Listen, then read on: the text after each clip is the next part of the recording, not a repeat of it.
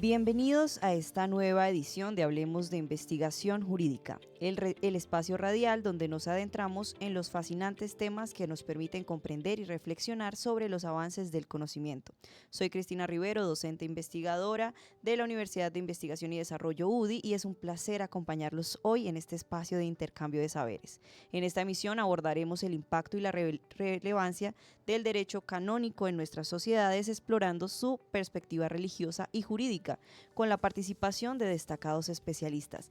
A lo largo de la hora contaremos con una intervención de varios expertos, quienes nos compartirán sus investigaciones, ideas y reflexiones con el objetivo de enriquecer nuestro entendimiento sobre esta disciplina tan trascendental, desde la importancia de los aspectos jurídicos hasta los aportes específicos al ámbito penitenciario. Tenemos un programa muy completo para ustedes, así que sin más preámbulos, los invito a acompañarnos en esta hora de descubrimiento y a sumergirse en el fascinante mundo de la investigación jurídica. Comencemos.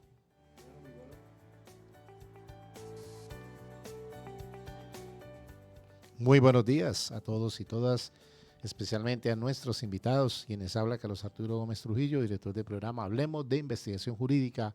Y como lo dijo Neil Armstrong, investigar es crear nuevo conocimiento.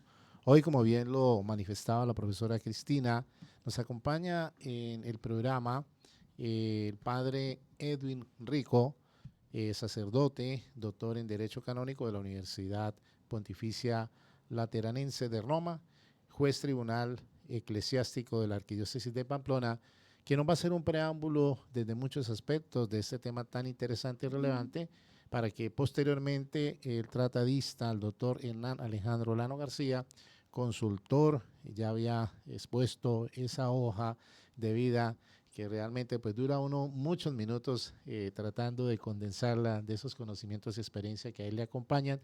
Entonces le damos primero la palabra al padre Edwin Rico para posteriormente dársela al doctor Hernán Alejandro Lano García. Buenos días, padre Edwin Rico, Edwin David Rico Ramírez. Lo atendemos desde Pamplona Norte de Santander, nos acompaña.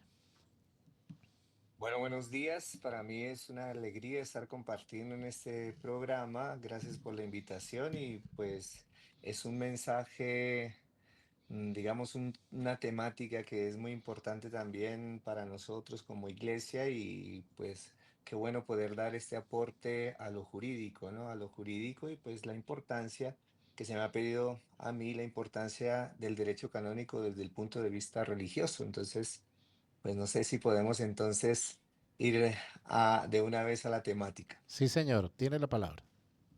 Bueno, la iglesia es una realidad que es espiritual, pero al mismo tiempo es visible, ¿no? Entonces, al ser la iglesia una realidad espiritual y visible, se estructura como una sociedad, ¿no? Y sabemos que una sociedad necesita una disciplina, ¿no? Para tener un orden, ¿no? Entonces, el derecho canónico, así en una definición muy, digamos, muy corta, muy simplificada, es el conjunto de normas jurídicas que regulan la vida y la misión de la Iglesia.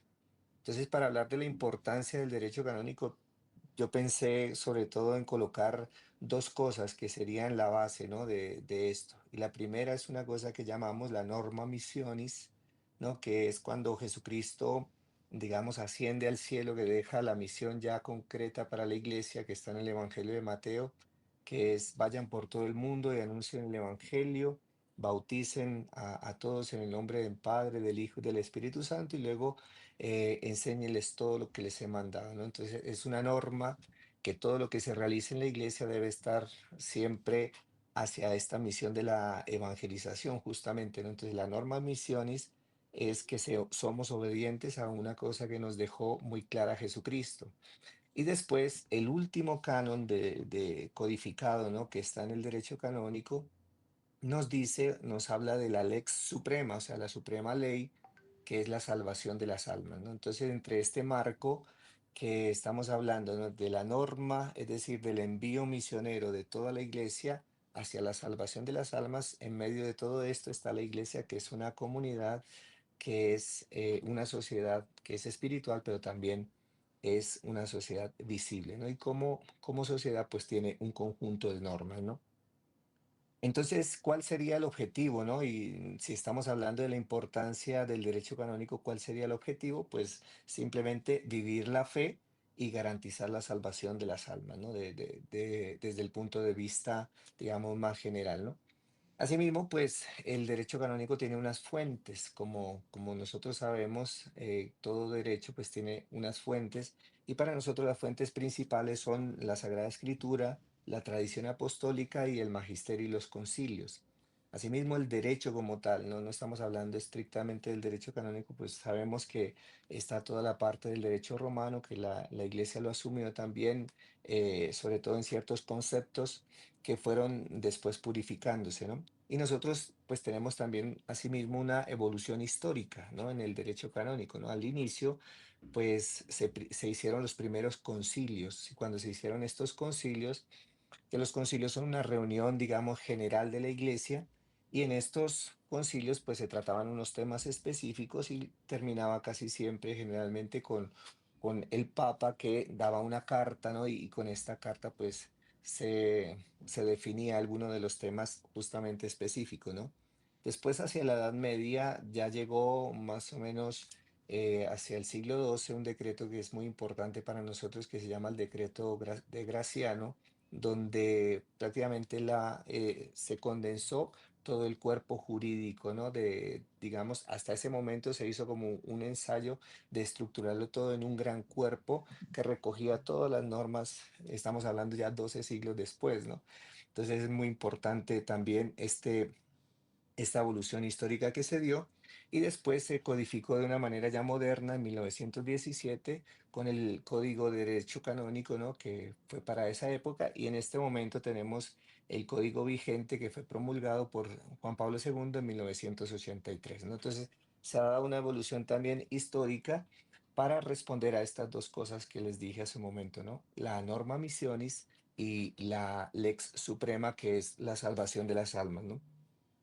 Además de todo esto, el código actual, ¿no? El código que nosotros tenemos está organizado en 7 libros. Estos 7 libros tienen o contienen una cosa que se llama las normas generales que están en el primer libro, ¿no? Que son muy importantes y que, digamos, en este tema que hoy nos toca a nosotros, sobre todo hay un canon, ¿no? Que se llama la canonización de la ley civil, que seguramente hablará más adelante. Esta canonización de la ley civil significa que donde esté la iglesia, ¿no? Debe asumir las normas que la sociedad coloque ahí, digamos, territorialmente, siempre y cuando no vayan en contra del derecho divino, ¿no? Entonces, eso se llama la canonización de la ley civil, ¿no? Entonces, por ejemplo, lo que regula el matrimonio, por ejemplo, ¿no? O sea, a cuándo es la edad mínima para casarse, etcétera. Bueno, son cuestiones un poquito más prácticas de todo esto, ¿no? Las normas generales, pues son la base, ¿no? La base y el fundamento de este código.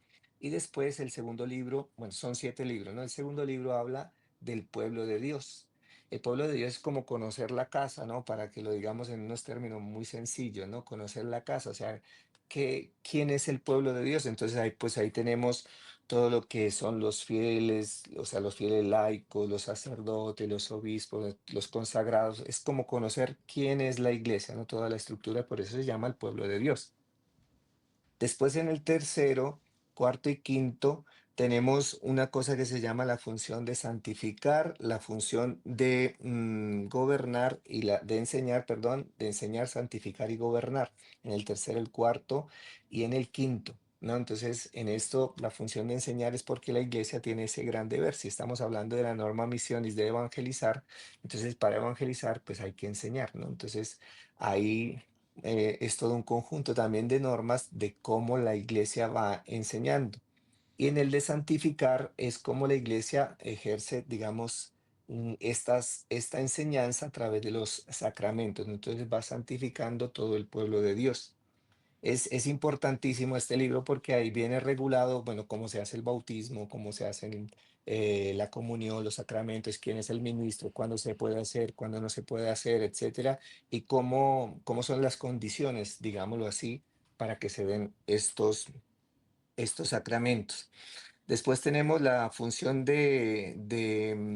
bueno, en el libro quinto tenemos una cosa que se llama los bienes temporales y estos bienes temporales, pues la iglesia también como estructura, pues tiene que conservar unos bienes y también es sujeto de, o sea, que puede contratar, que puede vender, que puede adquirir y que puede enajenar los bienes, ¿no? Entonces ahí vienen también las estructuras que va unido con esto que dije hace un momento de la canonización de la ley civil, ¿no? Entonces la iglesia debe respetar el tema de cómo se realizan los contratos, cómo se venden, cómo se adquieren, cómo se pasa la posesión, bueno, todo lo que tiene que ver con los contratos.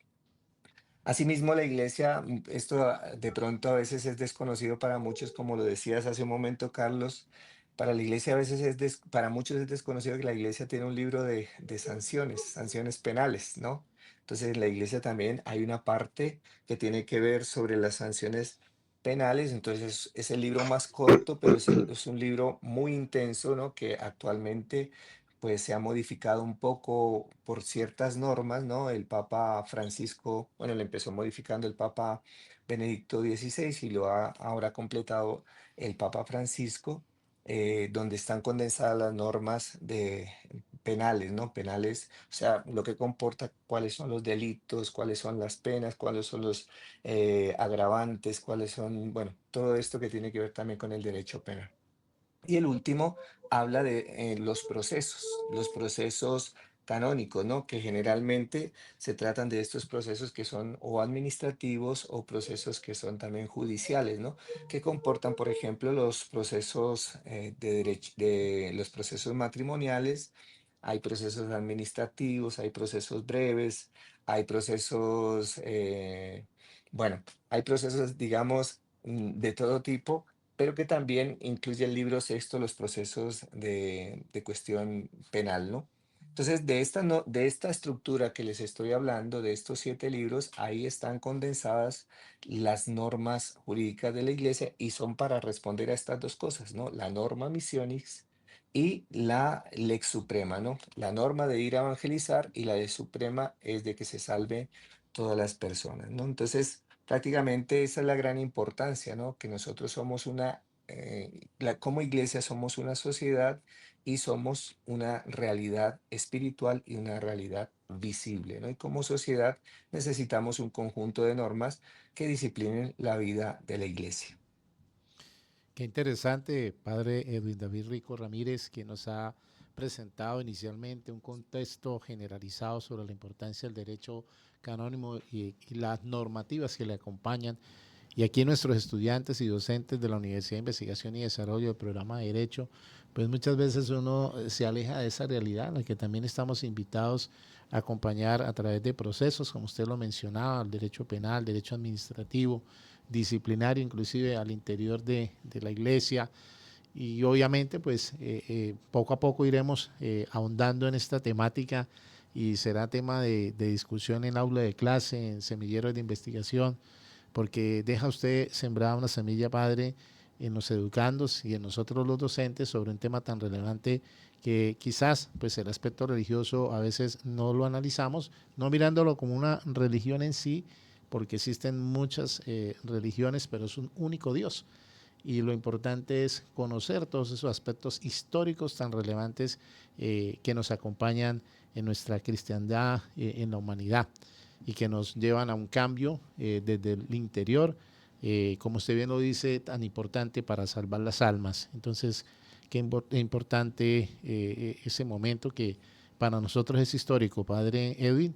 Y bueno, queremos agradecerle esa participación. No se nos vaya a ir porque en este momento nos acompaña de igual manera alguien que conoce el tema, alguien que ha sido y es consultor del Vaticano, del cardenal en Colombia, de altos jerarcas de la iglesia, y es el tratadista Hernán Alejandro Lano García, un jurista reconocido, docente universitario, rector universitario, quien nos acompaña en la sala. Yo le doy un abrazo, doctor Hernán Alejandro Lano García, a quien Gracias, doctor conozco Carlos. personalmente, y podríamos decir que tendríamos que pasar 10, 20, 30 programas y quizás todos hablando con el doctor Olano, sin demeritar los conocimientos de quienes nos acompañan en la mesa de hoy, pero es un referente a nivel nacional e internacional sobre muchos aspectos. Doctor Olano, gracias por estar aquí. Muchas gracias, doctor Carlos, a todos mis compañeros de programa, a los investigadores y semilleristas de la Universidad de Investigación y Desarrollo. Efectivamente, bueno, yo llegué al derecho canónico, por así decirlo, hace 40 años, a los 16 años, a través de un trabajo que me pusieron en primer año de Derecho en Sociología. De ahí entonces construí un trabajo sobre el concordato de Colombia con la Santa Sede, que 21 años después se convirtió en uno de los 5 capítulos de la tesis doctoral, lógicamente como insumo y como parte de esa tesis. Después de haber realizado todos los estudios en derecho canónico, pues he tenido también la oportunidad no solo aplicar el derecho canónico como litigante ante el Tribunal Metropolitano de Bogotá y otros tribunales, como defensor del vínculo, es decir, como la parte fiscal, por así decirlo, en los procesos matrimoniales, en el Tribunal de Fontibón, donde actualmente también desempeño esa labor, como juez del Tribunal de Zipaquirá y como asesor en las causas penales del señor Cardenal de Colombia ante el Tribunal de Bogotá. Entonces, eso por un lado en cuanto al derecho canónico, pero también tengo una participación en el derecho eclesiástico del Estado, por cuanto la ley 133 de 1994 establece el desarrollo del artículo 19 de la Constitución y yo fui uno de los redactores del acuerdo o convenio de derecho público interno con las iglesias cristianas no católicas. Entonces, no obstante la maravillosa explicación del padre Edwin, tenemos que complementar algo. En primer lugar, Dios aparece en el preámbulo de la Constitución. La única constitución en la cual no estuvo presente Dios fue en la de Río Negro de 1863. Sin embargo, aunque la primera vez que votaron las mujeres en Colombia, en el plebiscito del 1 de diciembre de 1957, se ratificó a través de 5 millones de votos que la religión católica, apostólica y romana era la de la nación y esencial elemento del orden social. Con la constituyente de 1991 se eliminó esa parte del preámbulo. Muchas personas hablan de un Estado laico, lo cual es falso. Nuestro Estado es aconfesional. ¿Por qué razón aconfesional? Primero, Dios está presente en el preámbulo. En segundo lugar, el presidente toma posesión de su destino mediante un juramento. Y todo juramento lleva implícita la presencia divina. Otra cosa es que para algunos cargos no se toma juramento, sino una promesa o protesta solemne, lo cual implica precisamente la existencia de varias religiones dentro del Estado. Cuando un Estado es laico, no tiene ningún derecho quien está allí inserto dentro del Estado, como ocurrió durante tantísimos años en los estados comunistas que eliminaron como tal la religión. Colombia es un Estado aconfesional, vuelvo a decirlo. Entonces, como Estado aconfesional, tiene algo que se denomina el derecho eclesiástico del Estado. Dentro de ese derecho eclesiástico del Estado cobra vital importancia el derecho canónico y el derecho de las demás iglesias cristianas no católicas y reconocidas por el Estado. De tal suerte que con la Iglesia Católica, al convertirse esta en sujeto de derecho público internacional mediante los pactos lateranenses, entonces se firmaron concordatos. No obstante que ya con la sede apostólica, como se ratificó por los consejos municipales en el primer plebiscito que hubo en Colombia, que fue el de 1886 para votar las 18 bases de la reforma, se estipuló que debían tramitarse las cuestiones pendientes con la Iglesia. Eso llevó a que el 31 de diciembre de 1887 se firmara el primer concordato con la Iglesia Católica, ratificado a través de ley de la República, la ley de abril 14, la ley 35 de 1888. Dicho concordato estuvo vigente hasta el 12 de julio de 1973, cuando se firmó un nuevo concordato entre la República de Colombia y el Estado Vaticano, representados en ese momento por Monseñor Angelo Palma como nuncio apostólico y por el ministro de Relaciones Exteriores, Alfredo Vázquez Carrizosa, quienes entonces, en nombre del gobierno del presidente Misael Pastrana y de su santidad San Pablo VI, firmaron ese concordato que aún sigue vigente. Hay que mencionar eventualmente, porque hay personas que dicen el concordato se cayó, el concordato fue declarado parcialmente inexequible. 8,5 de los 24 artículos fueron declarados inexequibles por la Corte Constitucional mediante la sentencia C-027 del 21 de febrero de 1993. Sin embargo, en 1992 se había firmado otro concordato, el concordato Sanín-Romeo, entre su eminencia hoy en día, en su momento su excelencia, porque era arzobispo, hoy en día es cardenal, Paolo Romeo, y la canciller Marta Noemí del Espíritu Santo Sanín, en representación del sumo pontífice Juan Pablo II, hoy San Juan Pablo II, y del presidente César Gaviria Trujillo. Sin embargo, ese concordato del 92 nunca se ha llevado a consideración del Congreso de la República. Por lo tanto, el concordato del 73 sigue vigente. Eso en cuanto al derecho eclesiástico del Estado en el reconocimiento de la labor fundamental de la Iglesia Católica que ha tenido desde que Alejandro VI, el Papa, emitió la bula Eximia Devotionis desde 1493. Por otro lado, teniendo en cuenta que el artículo 19 de la Constitución se encuentra dentro de los derechos fundamentales, el artículo 152 de la misma Carta determina que deben ser regulados a través de leyes estatutarias. Fue así como el Congreso de la República tramitó la ley que tuvo control previo, automático e integral por parte de la Corte Constitucional, de lo que posteriormente se constituyó en la Ley 133 de 1994 o Ley Estatutaria de la Libertad Religiosa. Con base en esa ley estatutaria se dice que de manera facultativa el presidente de la República puede firmar convenios de derecho público interno con iglesias cristianas no católicas. ¿Cuál es la diferencia con el concordato? El concordato es un tratado de derecho público internacional que debe ser aprobado mediante ley y la ley puede ser acusada ante la Corte Constitucional.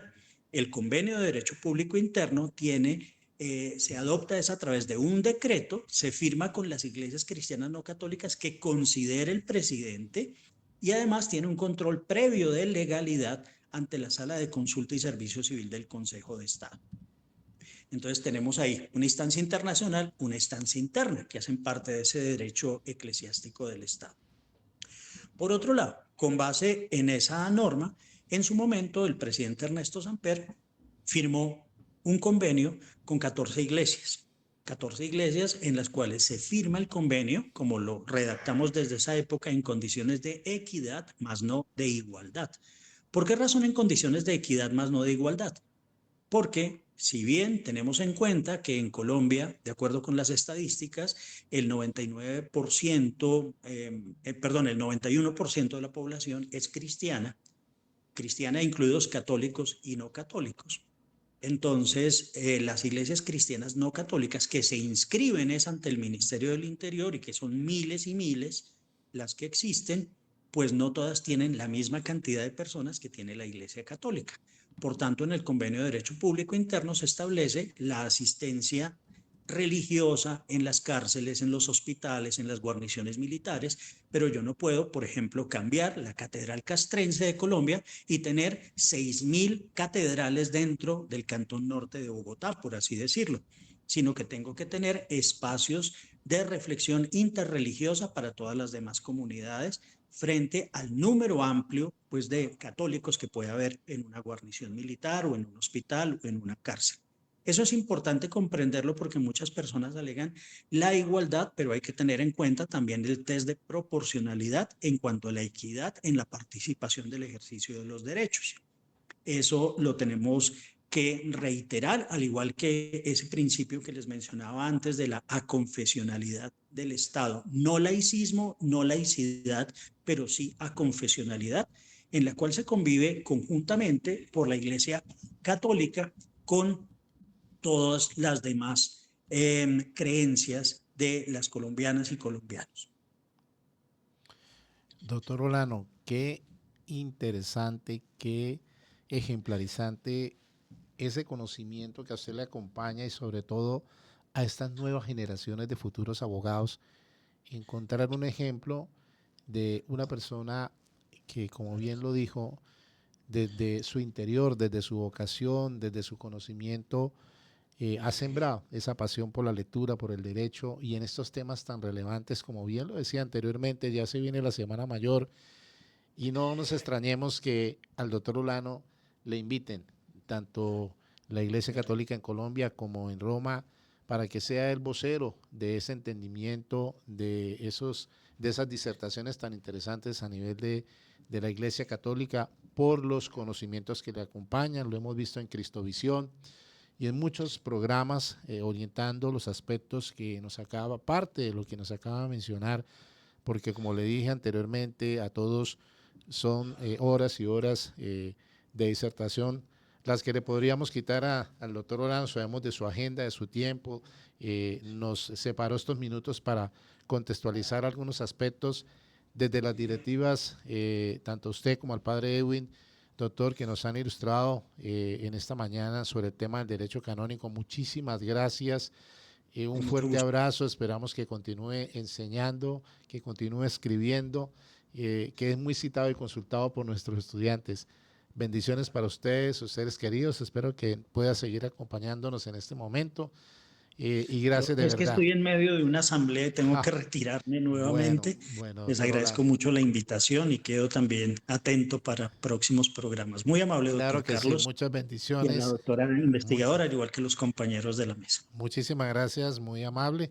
Bueno, hemos escuchado otra intervención interesante de alguien que conoce un tema que para muchos es desconocido.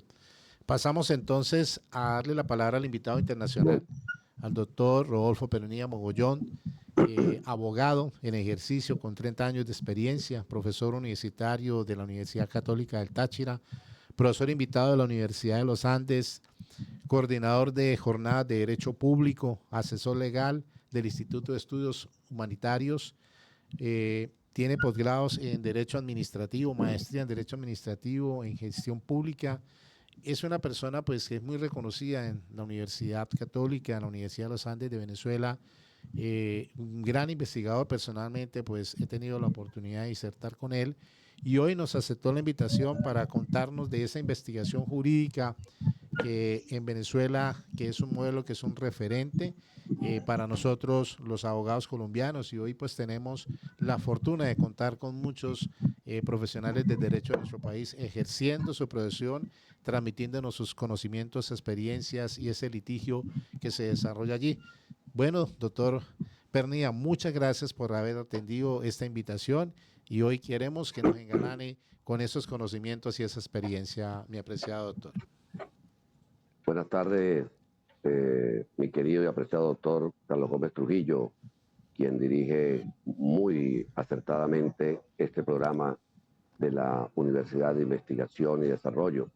Saludos a los dos grandes expositores de esta mañana, el doctor Hernán, ¿verdad?, que por cuestiones de compromiso se retira, y el reverendo padre Edwin David, quien me hizo recordar, padre, mis pasos por las aulas universitarias, cuando veíamos aquí en la Universidad Católica, está dentro del currículo el derecho canónico, se estudia pues parte de todo este andamiaje jurídico que rige la Iglesia como tal y la relación de la Iglesia con el Estado, como lo decía el doctor Hernán.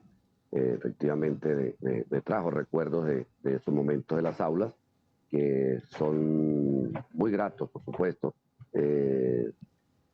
Tengo grandes amigos que pertenecen dentro de la Iglesia Católica, sacerdotes, obispos, abogados que trabajan también como el doctor Hernán para la Iglesia Católica, y de verdad muy grato oír ese tema.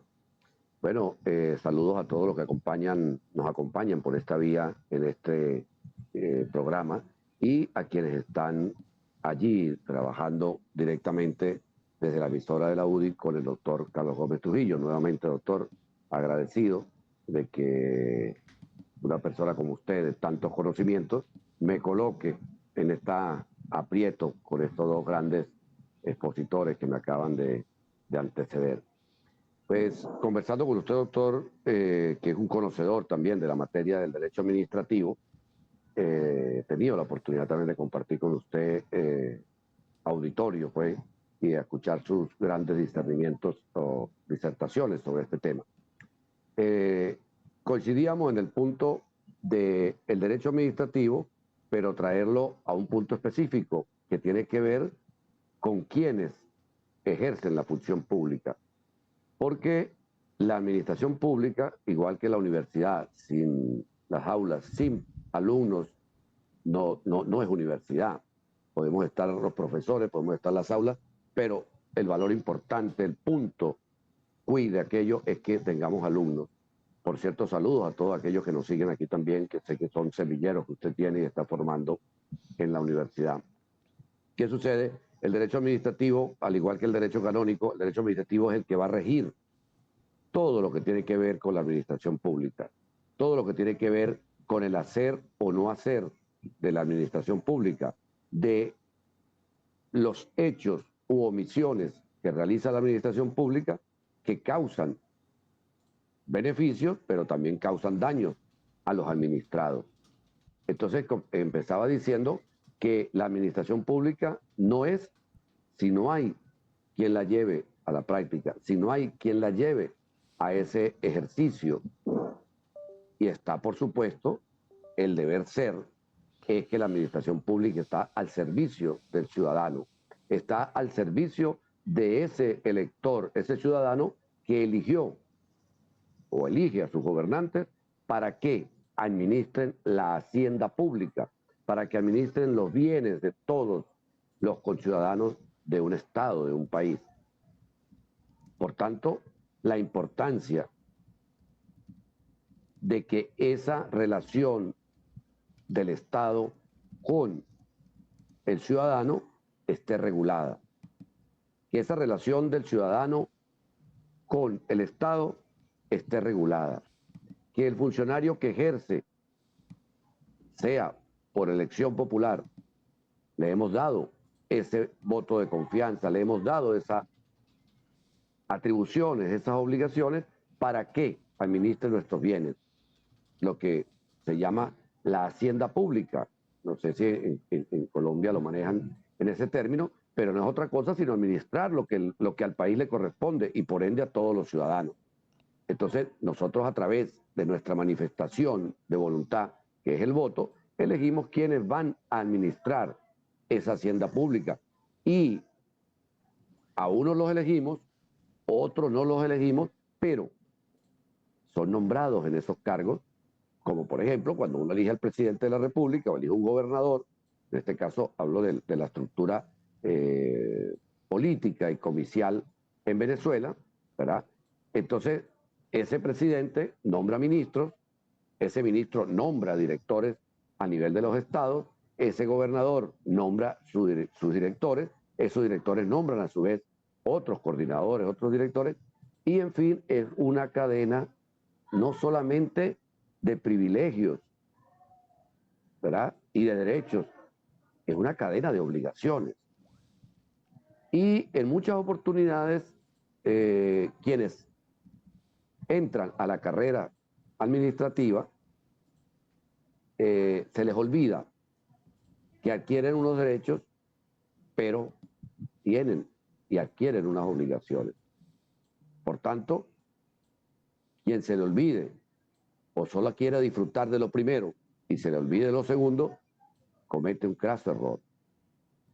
Un craso error porque, vengo diciendo desde el inicio, hay una administración que tiene unos funcionarios que ejecutan esa administración. Y esos funcionarios tienen derechos y tienen obligaciones. Esos funcionarios están regulados como, para retomar un poquito lo que decía el padre Edwin, David, así como el derecho canónico regula la relación interna de la iglesia y la relación de la iglesia con otras iglesias, con el Estado, como lo decía el doctor Hernán, así igualmente tenemos en todos los países. Yo sé que en todos los países hay regulación de la actividad pública. En unas partes más flexible, en otras partes más fuerte, más acentuada, pero en fin, hay regulación, porque tiene que haber regulación de nuestra actividad.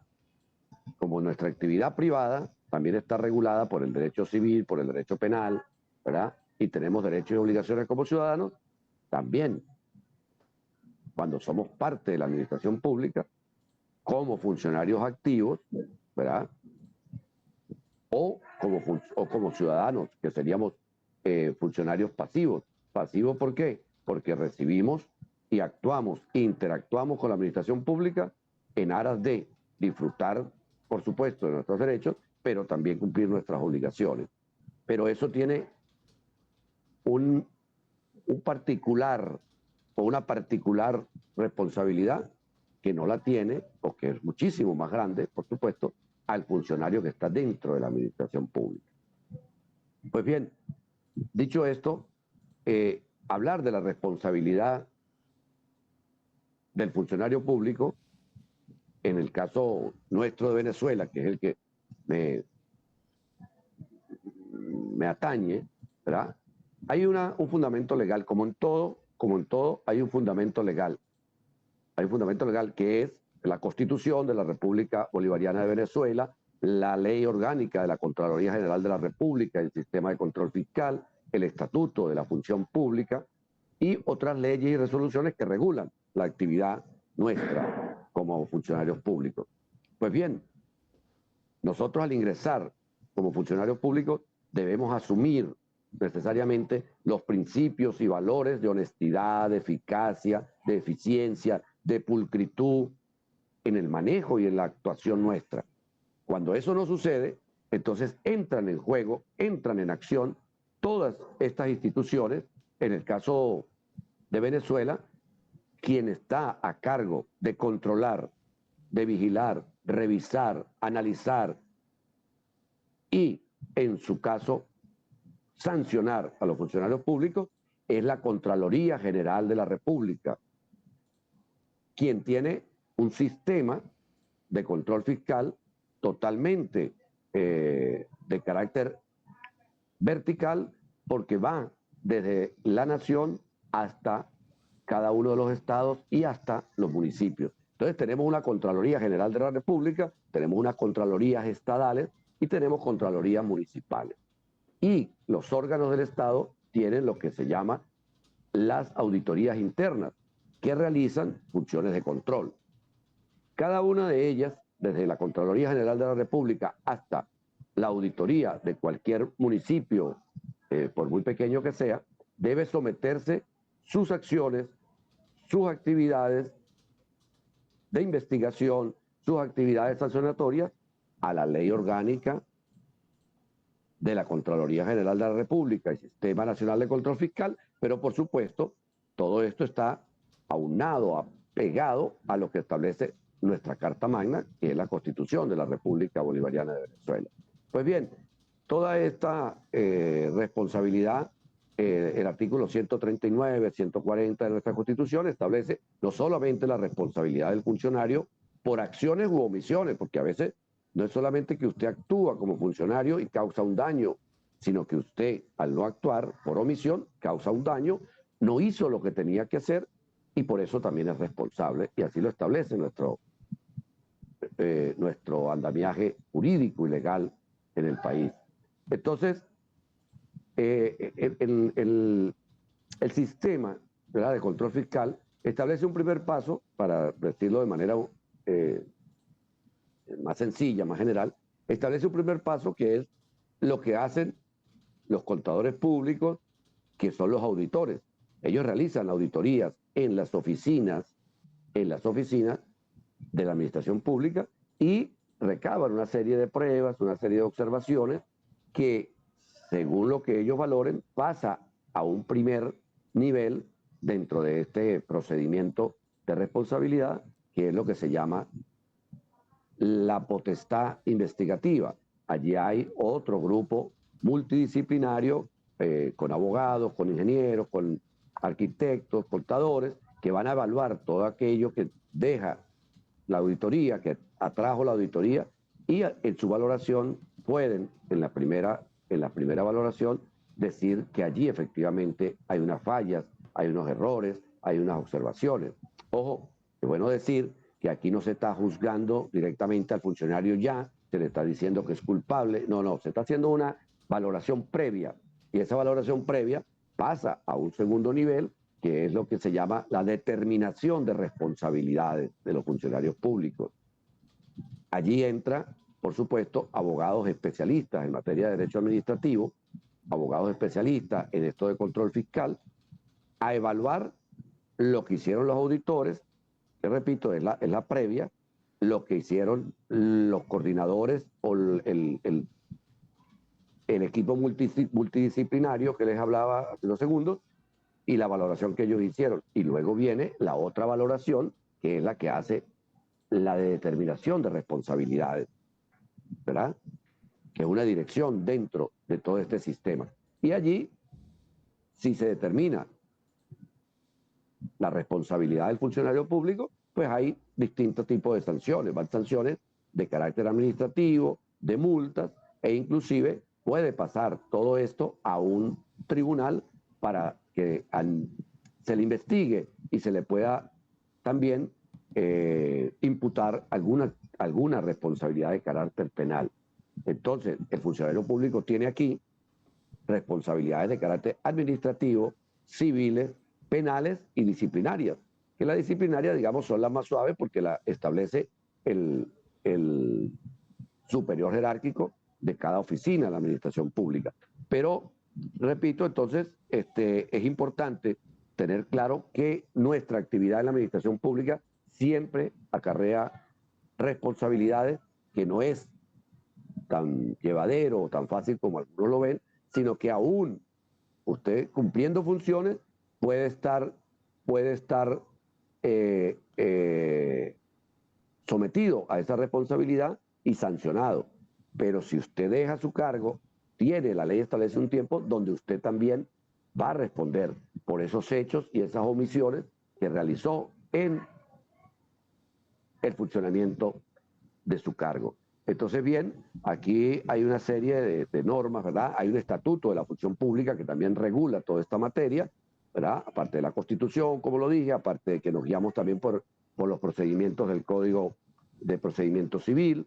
Y, repito, hay una serie de responsabilidades para los funcionarios que empieza por las auditorías y que el ente rector en el país es la Contraloría General de la República de Venezuela, que en Colombia, tengo entendido, es la Procuraduría General de la República.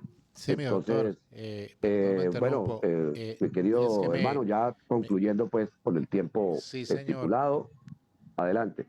Me hacen una pregunta aquí y precisamente era la equivalencia relacionada con la Contraloría en Venezuela y en Colombia la Procuraduría, que obviamente pues cumple esa función de investigar y de sancionar a los servidores públicos y realmente pues quienes ejercemos el derecho en Colombia y usted que lo hace en Venezuela, aquí la ley 2094 del año 2021 reformó la ley 1952 del 2019 y se editaron otras disposiciones en materia de cómo pues obviamente se realiza esa investigación, ese juzgamiento por faltas disciplinarias imputables a los servidores públicos.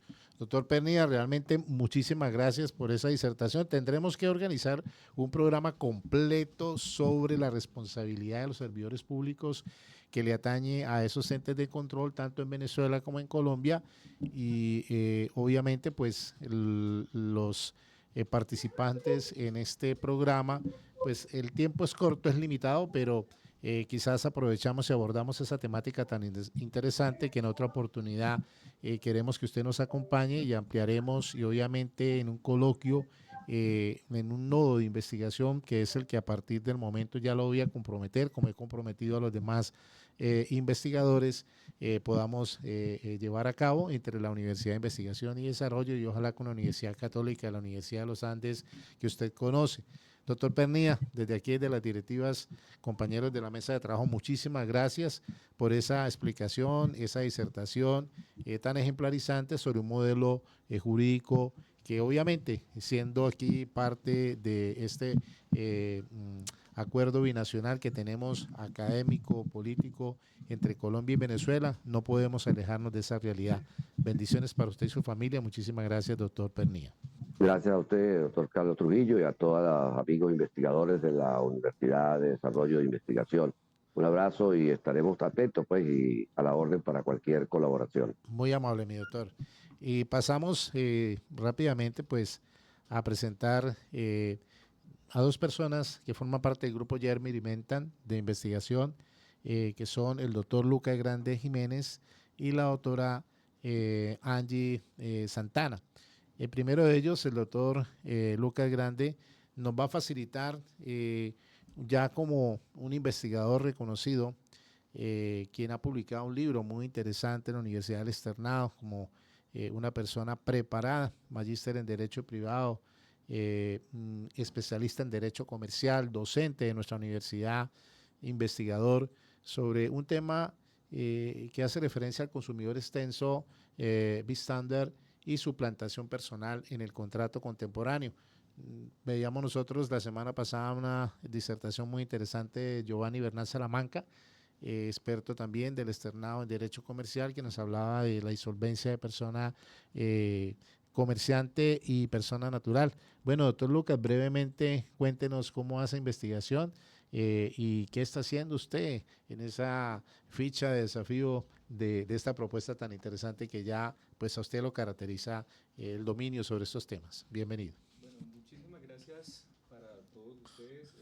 Primero, pues arrancar aclarando que pues el libro no es publicado con la Universidad Externada de Colombia, sino que es un libro editado con la editorial Ledger y que versa sobre la teoría de los actos propios como causal de responsabilidad civil contractual por la violación del principio de la buena fe.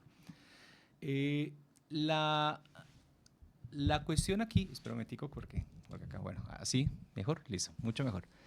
En materia de consumo, pues es evidente que todos nosotros estamos abocados a realizar continuos contratos con Claro, con Movistar, contigo, hasta por el solo hecho de ir a comprar algo en el éxito implica como tal celebrar un contrato, un negocio jurídico, pero que tiene unas características muy puntuales, muy específicas, y es el de enmarcarse dentro de una relación de consumo. Es decir, yo voy, consumo como tal esos bienes para mi provecho, para uso doméstico, ¿sí? Esa es la motivación por la cual pues yo estoy adquiriendo esos productos, bienes o servicios.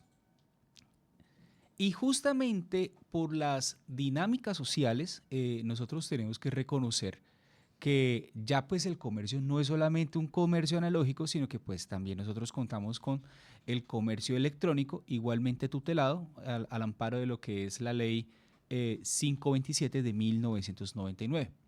Sin embargo, con la aparición de las nuevas tecnologías también surgen grandes problemas, y uno de ellos es referente a, venga, ¿yo con quién estoy contratando?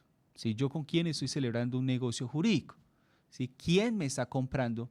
¿A quién le estoy vendiendo?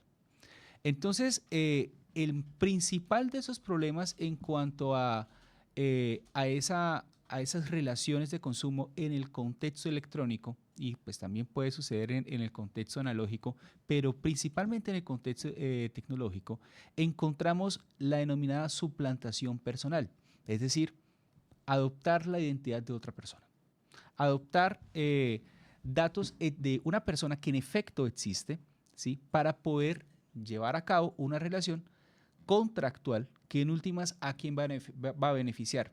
¿Me va a beneficiar a mí o va a beneficiar a un tercero? Las cuestiones en materia colombiana sobre suplantación personal habitualmente se vienen tratando a nivel de legislación penal, donde dice, listo, hay el delito de falsedad personal, pero entonces la cuestión es, ¿y qué pasa entonces con el negocio jurídico? ¿Qué pasa con el contrato? Sí, porque entendemos que el derecho penal se encarga de justamente sojuzgar aquellas conductas que revisten las características de delito, pero no de las relaciones privadas que principalmente se regulan mediante la realidad del contrato. Entonces, esta cuestión para hacer entender lo siguiente.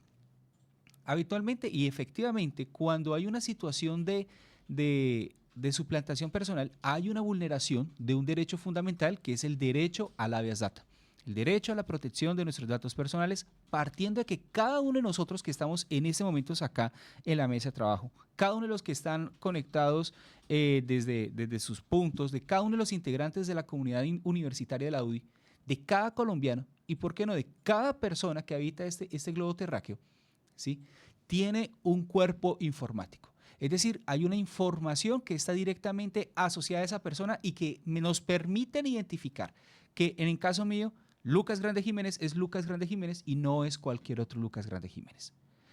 ¿Qué es lo que pasa en esa situación? La Superintendencia de Industria y Comercio ha venido adoptando un criterio por vía de su jurisprudencia que es tomado del sistema jurídico del common law, del derecho común de Estados Unidos, de Gran Bretaña, que es el concepto del consumidor expuesto, consumidor extenso o también conocido como el consumidor bystander. ¿En qué consiste esa doctrina? O por lo menos, ¿en qué consiste la doctrina aplicada acá en Colombia? Dice, todas las personas evidentemente están sujetas, están relacionadas en un contexto de consumo. El consumidor con el proveedor, con el proveedor del bien, con el proveedor del producto, del servicio. ¿Qué es lo que ocurre? Esta persona efectivamente nunca participó como tal, participó otra persona, pero se ve afectada como tal por ese concepto, por esa relación jurídica. Entonces, el concepto del bystander implica, se trata realmente de un tercero que resulta siendo afectado por las condiciones propias del contrato, ¿sí? Por las condiciones propias de un contrato del que se dice que fue parte, pero que en realidad no lo fue. El punto de esta investigación o el quid de esta investigación apunta de, venga, en realidad nosotros como ordenamiento jurídico colombiano no tenemos en realidad otros mecanismos que nos permitan garantizar una mejor tutela de ese derecho fundamental al habeas data en el contexto del contrato contemporáneo, en lugar de estar trayendo doctrinas extranjeras. Yo la cuestión aquí no es rechazar las doctrinas extranjeras, sino es ser conscientes de que cada figura jurídica tiene una explicación, tiene una ontología, tiene incluso una epistemología jurídica que se explica en su contexto. Allá en ese punto se están explicando de acuerdo con un escenario de responsabilidad. Pero aquí, en el caso colombiano, no estamos hablando de un contexto de responsabilidad, sino ¿usted celebró efectivamente el contrato? ¿Sí o no? Entonces, a la luz de la teoría general del contrato, que es la apuesta que se está buscando en esta investigación, es redescubrir nuestras propias instituciones para poder determinar si existe algún mecanismo que me permita determinar si efectivamente ese contrato o esa persona puede ser tutelado sin necesidad de llegar y acudir a figuras de carácter extranjero que pues por demás son aplicadas de manera incorrecta por parte de la Superintendencia de Industria y Comercio. Entonces, a eso es básicamente lo que se le apuesta en esta investigación. Y pues, ¿cómo vamos? Como dijo el pibe, vamos bien. Todo bien, todo bien. Muy bien, doctor Lucas Grande. Pues realmente lo hemos escuchado en reiteradas oportunidades hablar con propiedad de este tema, muy ejemplarizante, y lo quiero comprometer para que en un próximo programa podamos hacer una ampliación un poquito más profunda sobre ese tema tan interesante. Usted habla del artículo 15 de la Constitución, el habeas data, el derecho a la información. Entonces queda comprometido, estamos muy agradecidos por esa disertación inicial, queda amarrado entonces aquí al programa, nos deja con un abrebocas muy interesante, siga investigando, siga profundizando, como le ha caracterizado siempre. Y vamos a darle paso a nuestra compañera del grupo Jen Claro Pimentan, sí. a la doctora Angie Santana, quien desde San Gil nos va a hablar brevemente, pues el tiempo es corto, ustedes lo saben en los medios de comunicación, pero ella nos va a dar unos aportes del Sistema Progresivo de Tratamiento Penitenciario a la Reinserción Laboral de Pospenados 2020 a 2025 en Santander, Colombia. Bienvenida, maestrante en Derechos Humanos y especialista en Derecho Público, doctora Angie Santana, la escuchamos. Muchas gracias, doctor. Bueno, muy bien, como su merced lo indica, el tiempo es corto, entonces seré muy concreta. Para iniciar mi intervención es necesario preguntarnos qué es la pena.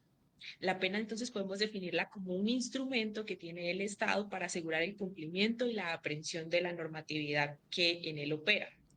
De acuerdo con la jurisprudencia colombiana, los fines de la pena se enmarca en tres teorías específicas. Primero, la teoría absoluta, que tiene una naturaleza compensatoria, es decir, busca resarcir el daño causado por el infractor.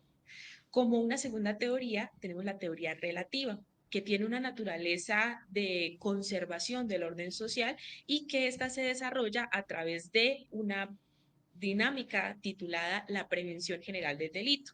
Entonces, allí vamos a hacer un pequeño paréntesis. La prevención general del delito se divide en tres elementos esenciales: la prevención general negativa, la prevención general positiva y la prevención especial.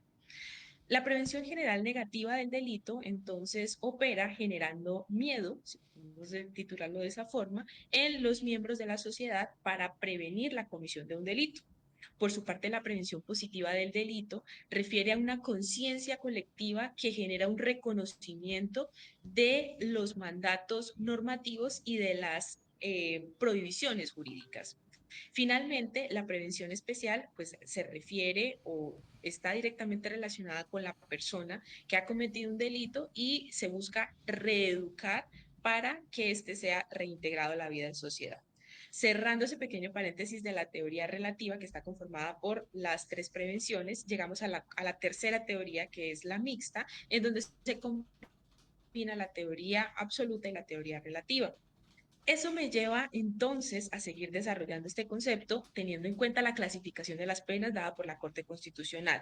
Principalmente se divide en tres: la pena privativa de la libertad, que consiste en la restricción del ejercicio de la libertad personal; la pena pecuniaria, que se representa en multa; y la pena privativa de otros derechos, por ejemplo, una inhabilidad para el ejercicio de los cargos públicos. Es así como llegamos a la Ley 599 del 2000, que en el artículo cuarto establece las funciones de la pena en Colombia. La primera de ellas sería la prevención general. Ya vimos los tipos de prevenciones generales, que sería en este caso la positiva y la negativa. La retribución justa, que refiere a esa justamente esa retribución hacia la persona que fue agraviada. La prevención especial, que también ya vimos que es la prevención especial. La reinserción social, entendiendo esta como un sinónimo de la resocialización; y la protección del condenado.